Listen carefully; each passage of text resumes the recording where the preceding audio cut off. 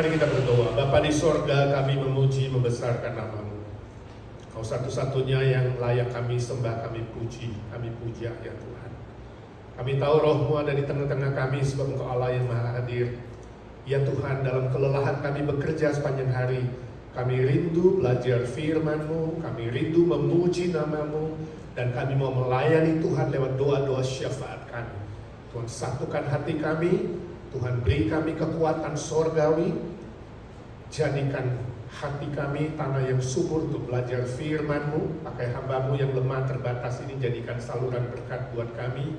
Kami berdoa bersyukur dalam satu nama, Tuhan Yesus Kristus, Juru Selamat kami, penolong kami, gembala kami yang baik, yang hidup selama-lamanya. Amin. Puji Tuhan ya, kesaksian-kesaksian yang menguatkan iman kita. Kita yakin Tuhan kita Tuhan yang maha hidup ya, yang terus bekerja. Hari ini kita akan belajar sebuah topik, saya beri judul, siapa si antikristus itu? Saya nggak tahu saudara pernah belajar topik ini atau tidak. Tapi topik antikristus adalah sebuah tema yang sangat-sangat menarik. Juga sangat-sangat hangat untuk didiskusikan, dibicarakan, didebatkan. Sebab topik ini adalah topik yang berbau misteri, belum terjadi. Topik ini juga topik yang bersifat spekulatif. Yang sudah sejak dari abad pertama terus dibicarakan, terus ditafsirkan, ya, dan terus disalah mengerti sampai abad 21 ini. Tapi manusia tidak berhenti terus-menerus berspekulasi. Apalagi di waktu-waktu terakhir ini, ketika banyak manusia menganggap masa ini adalah masa zaman akhir, di mana kedatangan Yesus kedua kali sudah sangat-sangat dekat. Dan salah satu tandanya adalah munculnya si antikristus itu. Nah, istilah anti artinya bertentangan atau berlawanan. Jika demikian, antikristus berarti sesuatu yang bertentangan atau berlawanan dengan Kristus. Itu namanya antikristus. Rasul Yohanes, rasul yang paling dekat dengan Tuhan Yesus, dia menuliskan firman Tuhan. Dia berkata bahwa antikristus itu ada dua jenis.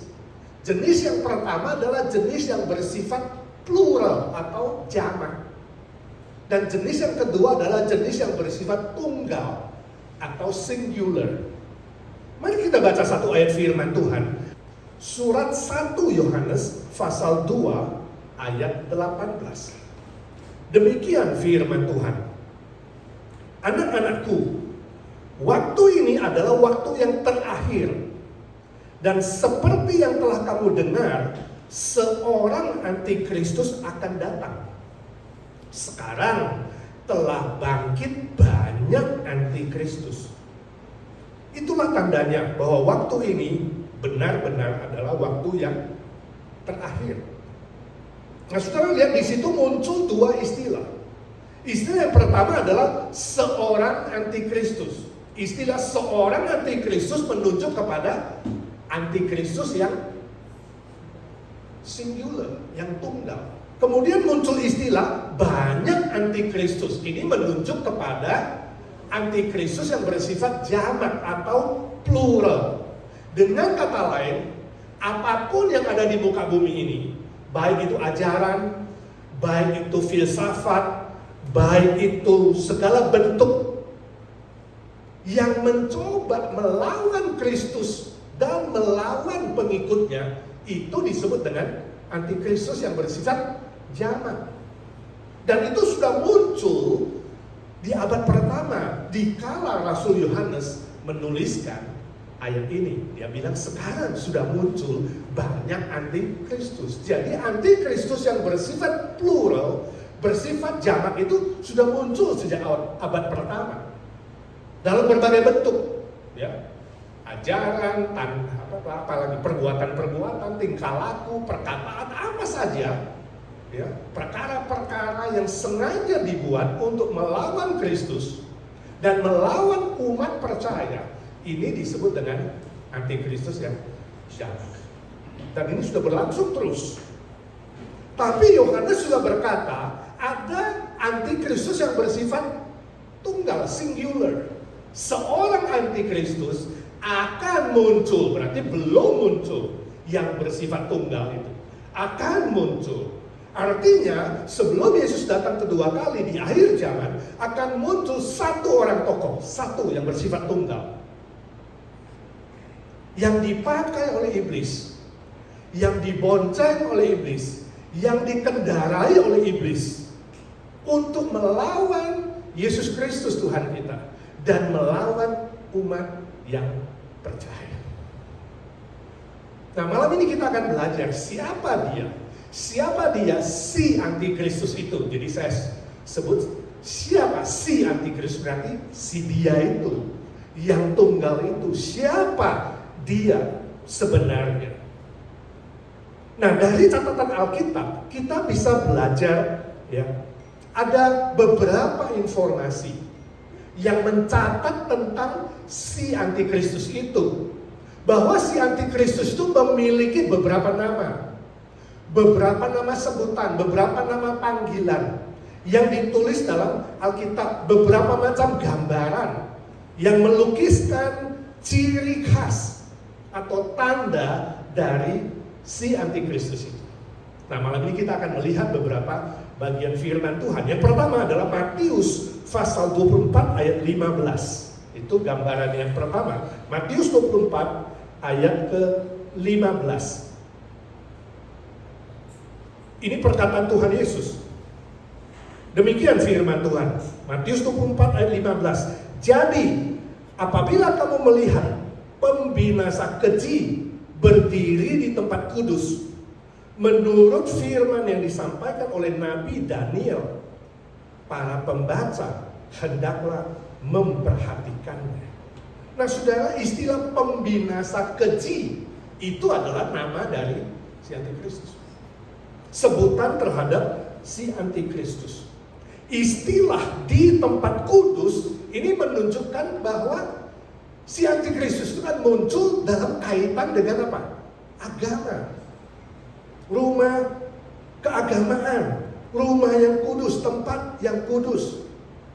Jadi ciri khas pertama dari si antikristus adalah bahwa dia akan memakai agama tertentu di muka bumi ini, aliran tertentu menjadi kendaraannya untuk mempengaruhi banyak orang melawan Kristus dan melawan umatnya. Nah, siapa dia? Kalau hari ini kita berbicara soal agama, apakah ada gereja aliran tertentu yang di sana nanti akan muncul seorang tokoh yang besar, yang memberikan pengaruh yang besar? Entahkah agama Kristen, tanda kutip Kristen, atau agama Yahudi, atau agama Roma Katolik? Sebagian besar orang menafsirkan bahwa Paus itulah nanti yang akan menjadi antikristusnya, ya, yang memimpin seluruh manusia pengikutnya untuk melawan Kristus, walaupun memakai baju Katolik, atau dari Islam, atau dari agama-agama lain. Saudaraku, kita tidak jelas dari mana akan muncul. Jangan berspekulasi. Kita tidak boleh berspekulasi. Tapi yang pasti bahwa agama adalah sebuah kuasa, sebuah kekuatan yang akan dikendarai oleh si antikristus untuk mempengaruhi banyak orang, rela membayar harga mahal untuk melawan Kristus dan melawan orang-orang percaya. Kita harus siap, ya. Belum tentu kalau agama itu nanti menghasilkan sesuatu yang baik, bisa juga nanti menghasilkan sesuatu yang sengaja melawan Tuhan dan melawan orang-orang Kristen yang sejati, yang asli. 2 Tesalonika pasal 2 ayat 7 sampai 10. Demikian firman Tuhan. Karena secara rahasia kedurhakaan telah mulai bekerja, tetapi sekarang masih ada yang menahan. Kalau yang menahannya itu telah disingkirkan, pada waktu itulah si pendurhaka baru akan menyatakan dirinya. Tetapi Tuhan Yesus akan membunuhnya dengan nafas mulutnya dan akan memusnahkannya kalau ia datang kembali. Kedatangan si pendurhaka itu adalah pekerjaan iblis dan akan disertai rupa-rupa perbuatan ajaib, tanda-tanda dan mujizat-mujizat palsu dengan rupa-rupa tipu daya jahat terhadap orang-orang yang harus binasa karena mereka tidak menerima dan mengasihi kebenaran yang dapat menyelamatkan mereka. Nah, saudara, di situ muncul nama yang kedua, yaitu apa? Si pendurhaka. Ayat 8 dan 9 dua kali muncul. Si pendurhaka ini menunjuk kepada si antikristus. Jadi nama lain dari si antikristus adalah si pendurhaka atau si manusia durhaka. Ini menunjuk pada antikristus. Nah, si manusia durhaka ini, antikristus ini dikaitkan dengan, dibilang di sini, pekerjaan iblis. Jadi memang itu pekerjaan iblis. Iblis yang akan memilih salah satu tokoh untuk berdurhaka dan melawan Kristus. Iblis akan memampukan si pendurhaka itu melakukan banyak mujizat dan tanda-tanda heran. Jadi saudara jangan heran kalau nanti si antikristus itu orang hebat, ya, orang super, yang mungkin dibonceng oleh agama, plus dia sanggup melakukan tanda-tanda dan mujizat-mujizat. Tujuannya apa? Menyesatkan orang-orang percaya. Orang-orang yang tidak memegang kebenaran yang bisa menyelamatkan itu akan disesatkan oleh dia. Ya. Dan firman Tuhan mengatakan kini belum muncul. Sebab ada kuasa yang menahannya. Siapa yang menahan? Yesus Kristus, Tuhan kita. Menahan itu. Kenapa harus ditahan? Supaya Injil Kristus bisa disebarluaskan kepada seluruh suku bangsa di muka bumi ini. Kemudian baru dilepaskan tahanan itu dan si pendurhaka itu akan muncul. Nah, saudaraku, jangan heran kalau nanti sebelum Yesus datang akan muncul seorang yang sangat hebat, yang melakukan mujizat, melakukan tanda-tanda, mungkin juga memakai nama Tuhan yang palsu, seperti Mesias palsu, untuk membenarkan dirinya. Seolah-olah mujizat itu membenarkan dirinya, membenarkan ajarannya, dan menarik perhatian banyak orang supaya mengikuti dia. Hati-hati, belum tentu benar. Sebab mujizat atau tanda-tanda heran bukan garansi kebenaran, bukan. Iblis pun bisa melakukannya. Yesus sudah mengingatkan itu di Matius 24. Hati-hati dengan Mesias palsu yang akan muncul dengan mujizat-mujizatnya. Jadi saudara jangan terlalu tertarik dengan mujizat. Ada orang yang penting mujizat firman sudah gak mau. Padahal yang menjamin sesuatu itu benar adalah firman Tuhan. Alkitab adalah ukuran. Alkitab adalah garansi yang menentukan itu benar atau salah, bukan mujizat. Amin.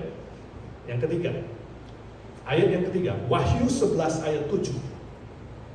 Wahyu 11 ayat 7. Demikian firman Tuhan dalam kitab Wahyu pasal 11 ayat ke-7.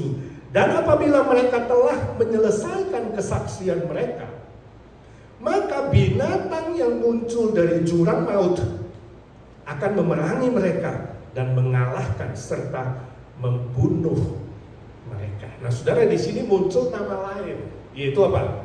Binatang dari jurang maut. Ini menunjuk si antikristus. Konteksnya kalau tadi saudara baca Wahyu pasal 11, konteksnya adalah apa? Bahwa di akhir zaman nanti akan muncul saksi-saksi Kristus. Tuhan Nabi besar akan diutus Tuhan muncul di akhir zaman untuk memberitakan kebenaran. Tetapi ya, si antikristus yang sudah dirasuk oleh iblis, dia lebih kuat, dia lebih hebat, ya, dia lebih punya kemampuan untuk menaklukkan nabi-nabi ini. Nabi-nabi Tuhan dikalahkan, bahkan akan dibunuh. Setelah bunuh dilemparkan di jalanan supaya ditonton oleh banyak orang. Dan saat itu banyak orang yang tadinya mau percaya kepada Tuhan jadi takut dan ragu.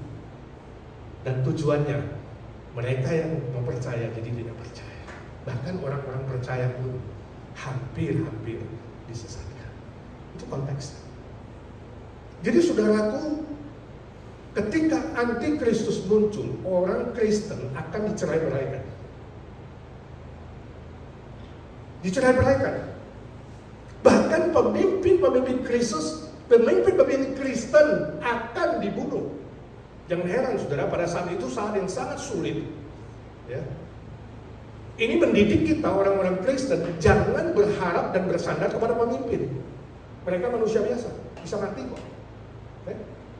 Dan kematian pemimpin-pemimpin tidak seharusnya membuat orang-orang Kristen sejati kemudian meninggalkan Tuhan. Ya. Sebab mereka bisa mengalahkan nabi-nabi dan pemimpin-pemimpin Kristen, tokoh-tokoh, tapi tidak bisa mengalahkan Tuhan. Saudara harus sadar itu. Ya.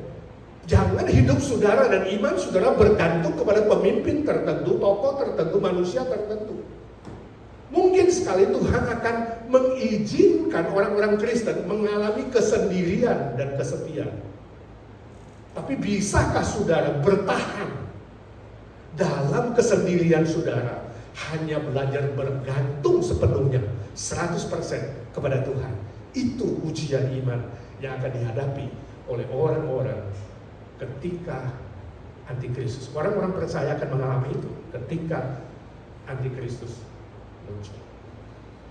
Nah, sebagian saya tahu ada orang mengatakan, aduh, saya kalau gak ada teman-teman seiman gimana, pasti iman saya jatuh. Saya kalau gak ada orang yang saya disandari, gak pemimpin gimana, pasti saya gagal. Jangan saudara.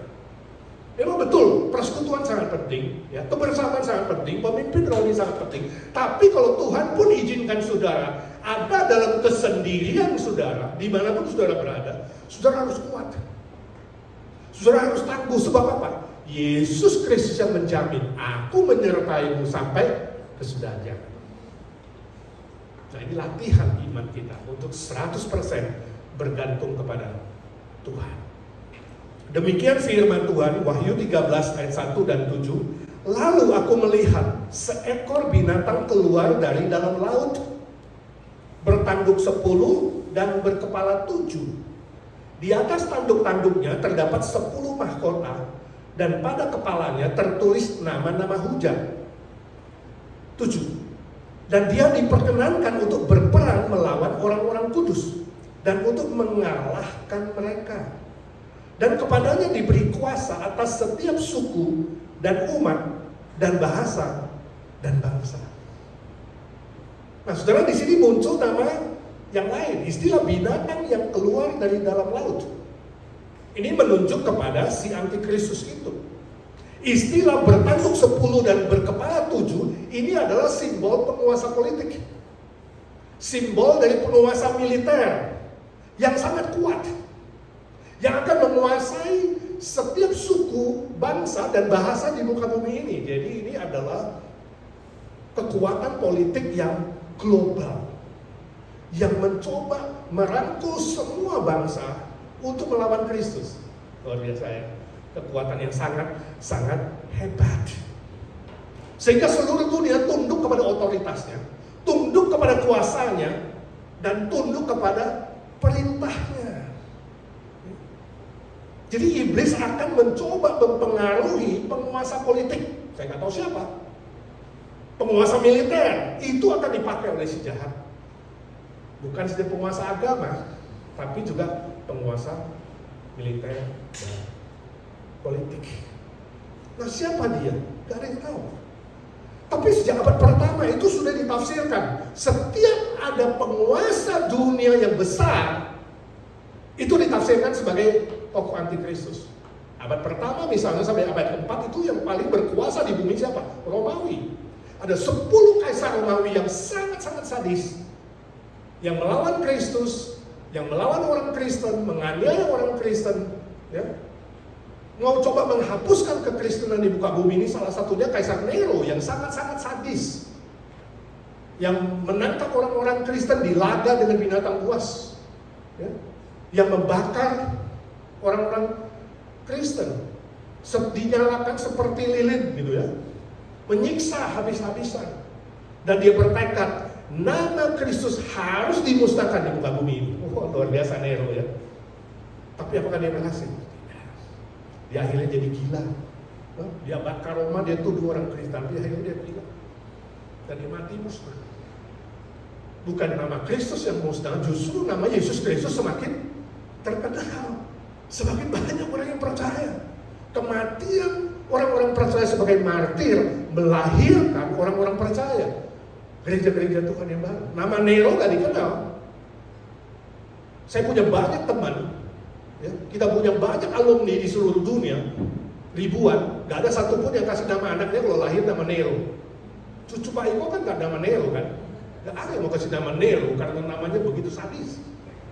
Nero paling dijadikan nama anjing. Nero. Ya. Nama Nero yang habis nama Kristus terus bertahan. Tapi manusia tidak kapok-kapok. Terus berspekulasi, terus sampai akhir abad 20. Siapa saja tokoh yang besar, waktu Uni Soviet berkuasa, hampir semua presiden ditafsirkan si antikristus. Ya. Lalu Amerika juga, waduh semua kena juga kalau presiden-presiden yang dianggap ini liberal, ini pasti antikristus nih. Ya. Eropa sama saja, negara-negara besar, China juga mulai dari Mao Zedong dan seterusnya ditafsirkan sebagai antikristus, tapi semua salah, meleset. Dan di zaman ini siapa yang ditafsirkan? Putin? Putin memang hebat dia ya. Saya baca kemarin tuh pasokan gas alam Belanda diputus sama dia. Padahal Eropa sangat-sangat bergantung pada Belanda. 90% produk makanan dari Belanda. Sebab Belanda punya rumah kaca yang besar yang menghasilkan banyak makanan, bukan hanya kembang, untuk disebarkan ke seluruh Eropa. Jadi Eropa kan kewalahan ini soal makanan. Dan barang-barang kan naik. Putin balas dendam justru. Dia putusin semua gas, belum yang lain. Tapi apakah dia anti Kristus? Karena yang tahu, dan spekulasi. Ada yang menafsirkan, presiden China yang ingin diktator, jadi presiden seumur hidup. Gak ada yang tahu. Apakah salah satu presiden Amerika, salah satu presiden di Eropa, gak ada yang tahu. Sekali lagi jangan berspekulasi. Tugas kita yang diberikan oleh Tuhan Yesus adalah apa? Berdoa dan berjaga-jaga supaya kita tidak jatuh dalam pencobaan. Plus, kabarkan Injil dengan giat. Jadilah saksiku sampai ujung bumi. Artinya biarkan seluruh bangsa, suku bangsa dan bahasa mendengarkan Injil. Jadi di tengah-tengah ancaman politik dan militer terhadap seluruh bangsa dan suku bangsa, orang Kristen harus bangkit mengabarkan Injil kepada seluruh bahasa dan seluruh suku bangsa di muka bumi ini. Itu encounter dari kita. Daripada kita ikut menghitung siapa A, siapa B itu. Jangan dihitung siapa antikristus itu. Yang terakhir, ayat yang kelima, Wahyu 13 ayat 11 ya, kemudian 15 sampai 18. Wahyu 13 ayat 11. Demikian firman Tuhan. Dan aku melihat seekor binatang lain keluar dari dalam bumi dan bertanduk dua sama seperti anak domba. Dan dia berbicara seperti seekor naga. 15. Dan kepadanya diberikan kuasa untuk memberikan nyawa kepada patung binatang itu, sehingga patung binatang itu berbicara juga dan bertindak begitu rupa, sehingga semua orang yang tidak menyembah patung binatang itu dibunuh.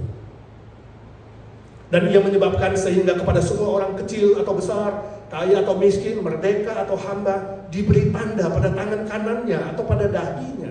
17. Dan tidak seorang pun yang dapat membeli atau menjual selain daripada mereka yang memakai tanda itu, yaitu nama binatang itu atau bilangan namanya. 18. Yang penting di sini adalah hikmat. Barang siapa yang bijaksana, baiklah dia menghitung bilangan binatang itu, karena bilangan itu adalah bilangan seorang manusia, dan bilangannya ialah 666. Nah, ini ayat yang sangat terkenal ya. Nah saudara, istilah lain untuk si antikristus di sini adalah binatang yang keluar dari dalam bumi.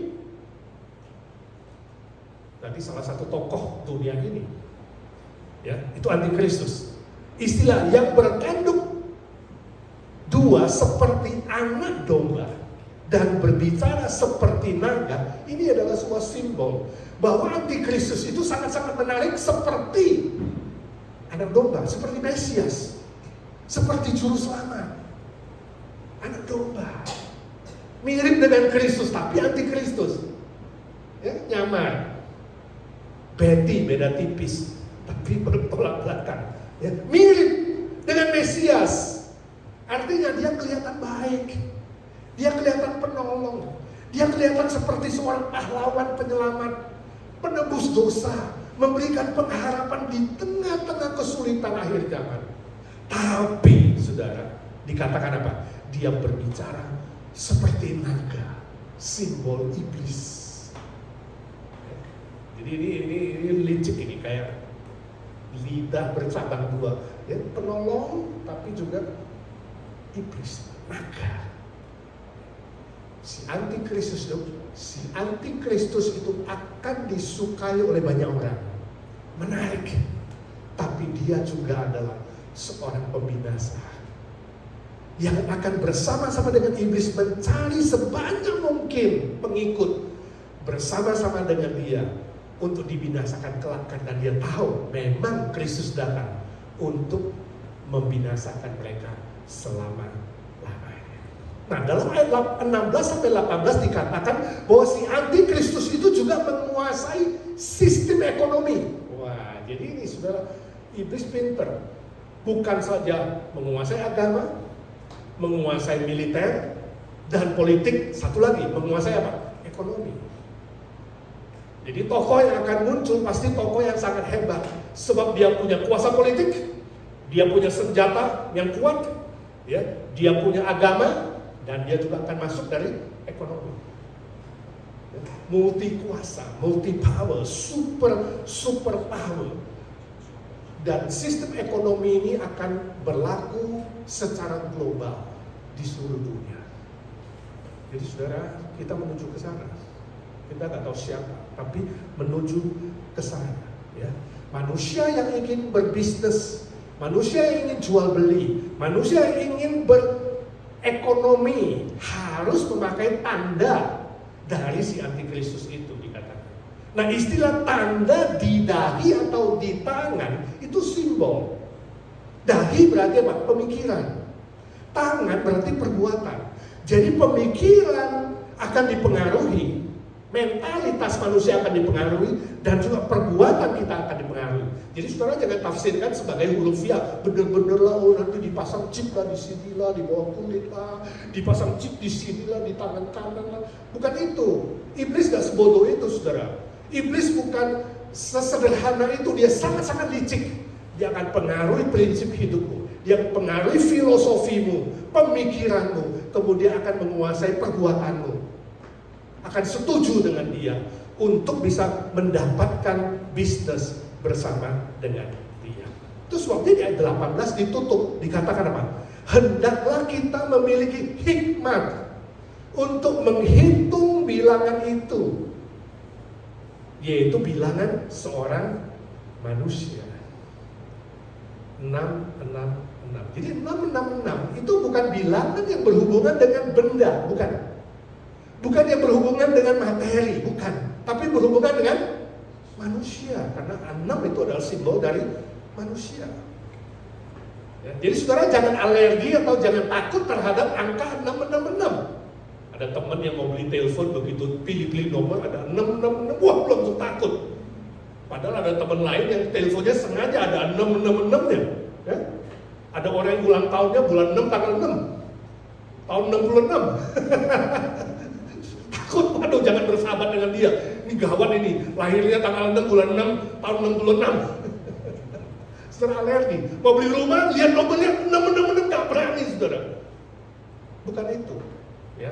Jadi kita jangan jadi orang yang penakut atau alergi terhadap sesuatu yang bersifat materi, sesuatu yang bersifat bendawi. Alkitab tak menunjuk itu. Dia bilang kamu punya hikmat, itu angka manusia, bukan angka benda.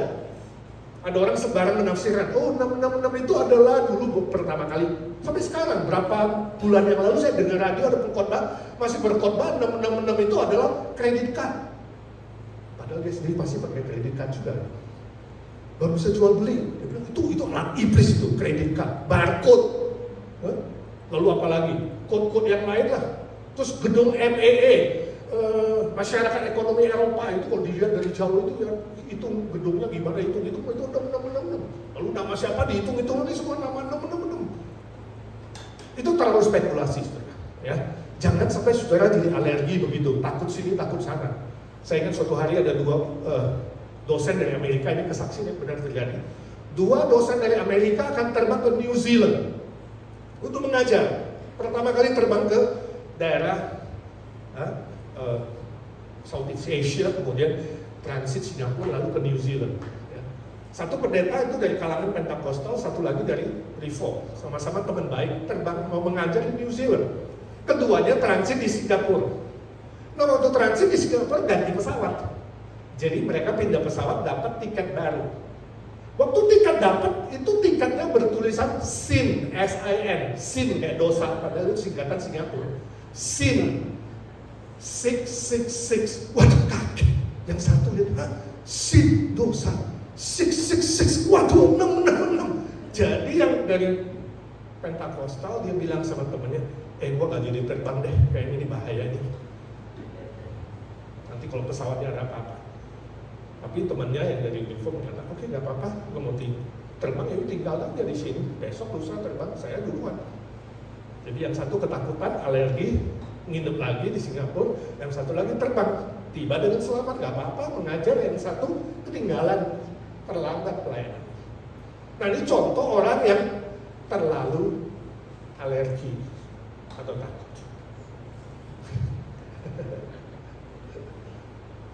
Kalau sudah dikasih rumah nomor 666, jual setengah harga, beli nggak?